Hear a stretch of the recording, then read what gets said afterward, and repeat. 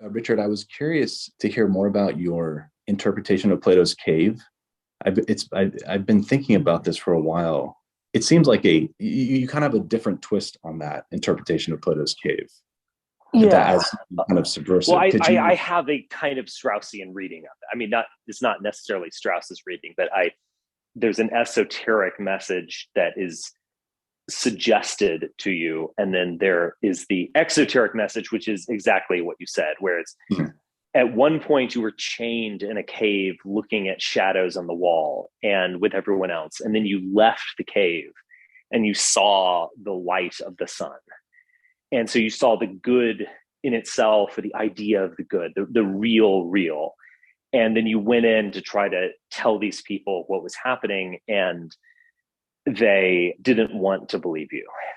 A couple of things.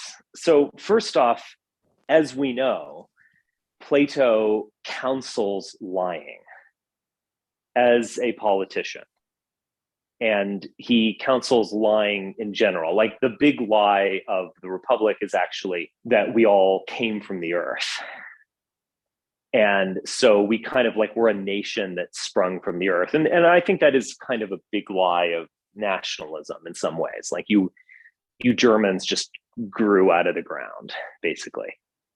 There's some other lies. He also, throughout the Republic, tells you pretty vividly that the philosopher in politics, I mean, politics is kind of the royal science. I mean, should be at least the queen of the sciences. This is statesman. He talks about, like, isn't this more important than caring for pigs? Surely we would allow reason to guide us and the best to guide us in this of all professions. Why do we have petty tyrants and demagogues and people who slither up the pole and all that kind of stuff? Why do they succeed at this? Is this not terrible in some way? There's the metaphor of the ship of state, of the man who's able to look at the constellations, who could actually navigate, but the tragedy is that he can never get a hold of the rudder. And so he kind of tells us that this is impossible in some way, and that at every stage you're going to have to engage in some kind of lying or censorship. His promotion of censorship is pretty explicit. There's another kind of element to this, which I've also stressed, which is the Platonic motive is to valorize dialectic over your lying eyes, in effect. So, your lying eyes might tell you that this dude who is super rich and has lots of chicks and a great chariot, your lying eyes would tell him that that's the good. But in fact, that's not the good, or at least not necessarily the good. And that you need to start to arrive at the good through dialectic. Now, what is dialectic? In some ways, that word is kind of overdefined, like Hegelian dialectic and synthesis. Dialectic means discussion. It means words, it means conversation. And so you're going to slowly acquire the good in itself via language. It's an odd metaphor that he stresses, looking the sun itself, when his entire motive throughout all of his works, the Republic especially, is to valorize language and logical reasoning towards something, as opposed to the visual. The visual is brought down and the linguistic is brought high in Plato. I mean, this is a really major move that he makes. So it's rather odd to kind of have all these metaphors of, like, dark caves and so on, and then you get out of them and you see the sun. You just see it right before you. That he doesn't want you to see the sun. He wants you to arrive at the idea of the good, which is the sun in this case, through dialectical reasoning. So it's a kind of curious move. It's kind of like the metaphor is in fact the reverse of what he's saying. And as I've also stressed, I mean, and this is rather explicit, but throughout the Republic, he is absolutely undermining Greek religion. So he is telling you that, oh my gosh, Zeus, he had sex with all these women. Oh my God, this is not good. Surely it's not good, Socrates. Oh, you're right. Yeah. And we need to imagine a kind of different type of God that is beyond these superhuman or all too human gods that were promoted at the time. So he's kind of subtly undermining things. And he worries about all these kind of myths and, the myth of Calus. Ooh, do we really want that? And yet, on the other hand, all of his philosophy is just this effort at myth making. At the end of the Republic, he goes into a myth of reincarnation and, in effect, heaven and hell. There is a line in Theaetetus which is just incredible from Socrates, where it's like, surely you can't believe that you won't be punished in an afterlife for your behavior in this world. I'm not actually in my library right now, but I could go find it. There are lines that are just basically like the entire 2,000 years of Christianity summed up in like one line. This was something new. This was something he was bringing into the world. And he puts it in the mouth of Socrates as a curious figure. And then he has all these people around, agreeing with him. And even in like statesmen, the myth is really like the earth turning in the other direction in the age of Kronos, the age of Saturn, and humans kind of coming out of the earth. So he kind of like reiterates the Republic myth in this. His whole body is a bunch of myth making. And yet he tells us that he wants to censor myth and that we want justified, didactic, we don't want any of that Medea stuff. We want didactic kind of instruction for the youth. And yet his whole project is myth making. So there's just some curious things that are going on with Plato. And what I would suggest is that he is undermining and in some cases actively trying to censor the Greek religion and the Greek world. And he's kind of taking early steps to moving to a new type of religion and philosophy.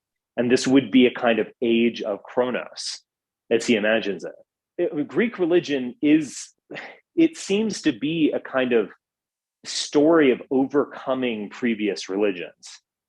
That basic myth of Kronos eating his children and then Zeus kind of tricking him and then escaping cannibalism and then growing strong and intelligent and then coming back. And, it's like, I'm now 25 and I'm intelligent as hell and been training for my whole life. I'm just going to kick your ass. There's this myth about overcoming an earlier religion, which I think Plato is kind of getting to.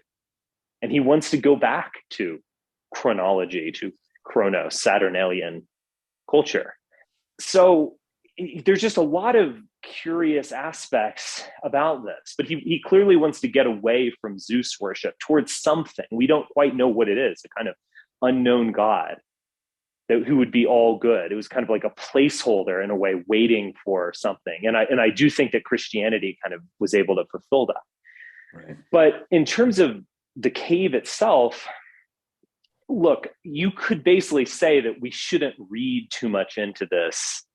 He's making a really memorable image, and don't be like one of those guys who has some weird theory about Star Wars or something, like Jar Jar is the real villain or some theories about how James Bond is always the same character and there's a code name. Anyway, these are people just reading too much into something. They're much simpler explanations for things. You don't have to come up with some secret theory that doesn't really even improve the whole thing.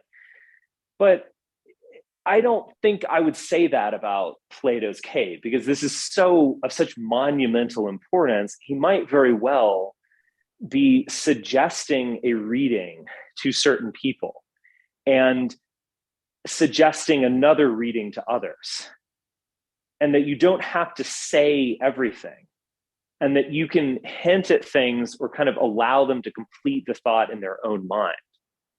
So he doesn't, like, he could have come up with a myth of the cave of like a guy, like if you imagine like you're lost in darkness and you only have like your smell and your touch as a sense, and your hearing, I guess. And so you're like putting your hands on the wall of the cave and you're figuring a way out or something. And then you get out of the cave and you've never seen the light of day before. Now you see the sun. He could have done that, but he didn't. He did a puppet show. He did basically a movie theater. Uh-huh. He imagined the movie theater before Wagner and before cinema, Hollywood. So he imagined this people in a movie theater, trapped in a movie theater, in fact, looking at projection. And you have to thus ask yourself, who are the puppet masters? Who are these people who are doing shadow poetry on a cave, who are basically making cinema? Who are they? Are they not just as enlightened as the man who sees the sun? Or are they in fact more enlightened? They're the ones putting on the show. I do think he's saying something about human nature where you're trying to convince people that those shadows are not real. I do think people will often, attack you for that. Oh, no question. We all get that. Like that, you try to grab someone by the ears and tell them the truth, and they resist and resist and resist. Yes. So my thought was, well, I would be better off if I have been able to look at the sun. I would be better off joining or projecting the images instead. Instead of trying to, it is kind of futile to try to convince those people that the shadows are not real, but maybe instead you could cast some better shadows. Yeah. And so that's what that is what I'm suggesting he's actually telling you. Because he is himself a myth maker. He's obviously engaging in rational disputation, but he acknowledges that it's just kind of futile at the end of the day. These idiots will never learn, basically. And he's also counseling lying. And so all of these people, like I think I've mentioned this before, but like, the Heritage Foundation or like some great books college or whatever, they'll be like, Plato's cave, finally you open up the book and it opens up the world to you and you see the truth and whatever. I do think his message is much darker, literally and figuratively than that. He's certainly attacking like solar religion, sun worship, Zeus, Apollo, etc. He's trying to move you away from that. And B, he offers this kind of tantalizing, unfinished image of basically enlightened people keeping others literally and figuratively in the dark and showing them cinema. So it's actually rather disturbing, and keeping them in chains as well. Right. I was going to ask, what is the alternative to that? The Marx system of like Roman interpretation, and then also creating these worlds, these new worlds that can, produce new forms of art. What is the alternative? Are you going to cast shadows that somehow tell the truth? Like, what is the vision for an Apollonian strategy? That is the question. I mean, maybe we should learn something from Plato. To paraphrase Jack Nicholson, like, can we actually handle the truth? Mm-hmm. And what, and if the answer is no, like, what kind of work do you want to be involved in projecting something for someone to look at? But I think this is also kind of like the problem of like red pilling people or something.